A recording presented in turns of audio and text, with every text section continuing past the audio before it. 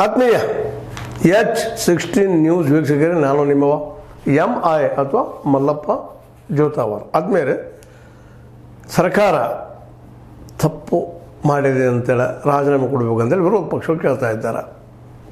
ಸರಿ ಅದ ಅವ್ರ ದೃಷ್ಟಿಯಲ್ಲೇ.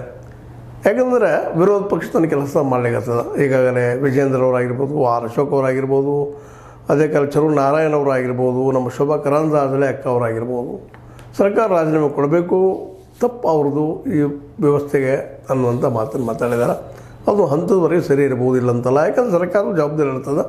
ಇಂಥ ಬೃಹತ್ ಫಂಕ್ಷನ್ ಮಾಡೋ ಮುಂದೆ ಯಾರು ಏನು ಎಷ್ಟು ಗಡಿಬಿಡಿ, ಯಾಕೆ ಗಡಿಬಿಡಿ, ಅಥವಾ ಲೇಟ್ ಆಗಿದ್ರೆ ಯಾಕೆ ಲೇಟು ಅಂತ ಕೇಳ್ಕೊಂಡು ವಿಚಾರ ಮಾಡಿ ಸಾರ ವಿಚಾರ ಮಾಡಿ ಹೆಜ್ಜೆ ಇಡಬೇಕಾಗ್ತದೆ.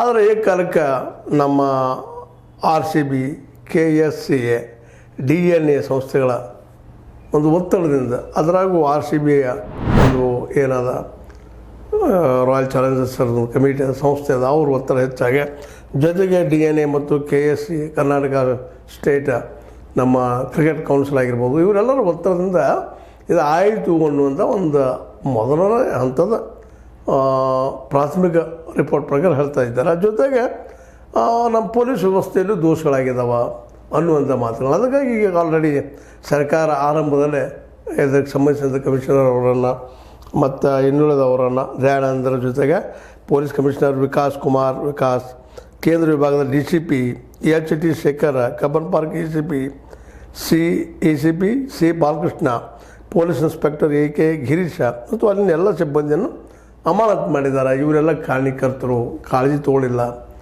ಆ ಸಮಯದಲ್ಲೇ ಬೇಜವಾಬ್ದಾರಿ ವರ್ತನೆ ಮಾಡಿದರು ಅನ್ನುವಂಥ ಕಾರಣಕ್ಕಾಗಿ ಬೇಜವಾಬ್ದಾರಿ ಮತ್ತು ಅಲಕ್ಷ್ಯ ಕಂಡು ಬಂದಕ್ಕಾಗಿ ಇವ್ರ ವಿರುದ್ಧ ಕಠಿಣವಾದ ಕ್ರಮ ತೆಗೆದುಕೊಳ್ಬೇಕಾಗಿದೆ ಅಂತ. ಯಾಕಂದ್ರೆ ಸ್ಥಾನಿಕವಾಗಿ ಅಲ್ಲಿದ್ದಂಥ ಪೊಲೀಸ್ ಮೊದಲು ಗೊತ್ತಾಗುವಂಥ ವಿಷಯ ಮತ್ತು ಅವರು ಅದರ ಇನ್ವಾಲ್ವ್ ಆಗಿ ಮಾಡಬೇಕು ಅನ್ನೋದು ಸರ್ಕಾರದ ಅಭಿಪ್ರಾಯ. ಆಲ್ರೆಡಿ ಕ್ಯಾಬಿನೆಟ್ ಕರೆದು ಮಾಡಿ ಡಿಸ್ಕಷನ್ ಮಾಡಿ, ಅದರಲ್ಲೂ ಒಂದಿಷ್ಟು ಸಚಿವರು ಏನಪ್ಪ ಅಂದ್ರೆ ಈ ತಪ್ಪಿತಸ್ಥರ ವಿರುದ್ಧ ಕಠಿಣವಾದ ಕ್ರಮ